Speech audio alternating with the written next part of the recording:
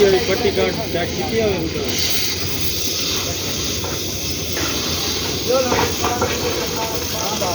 पट्टी चेक किया है वो गुनी में गुनी पट्टी खराब हुआ शर्मा बोल कहाँ ला देगा सेंटर पर लाना सेंटर में लगा देना पहले ये सारे बहुत खराब है